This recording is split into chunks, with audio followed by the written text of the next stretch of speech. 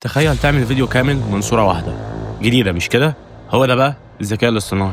عشان كده هنشرح ازاي تعمل مونتاج بالذكاء الاصطناعي. قبل ما نبدأ ما تنساش الاشتراك واللايك الجميل. المونتاج بالذكاء الاصطناعي له طرق كتير، هنشرح طريقة منهم النهاردة.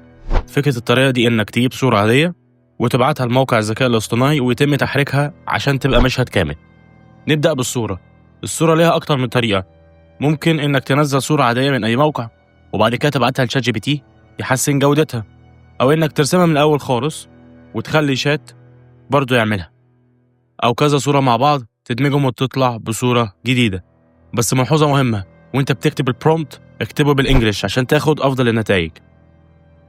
هتاخد النتيجة اللي طلعت لك وهتروح على موقع من اتنين، موقع رانواي أو كلينج اي اي، هسيب لك الرابط بتاعهم في الوصف. أنا هستعمل رانواي، الاتنين نفس الفكرة.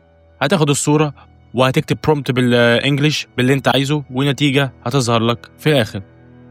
قول لنا لو في طرق تانية عايزنا نشرحها في كومنت، عايز اسمع رأيك.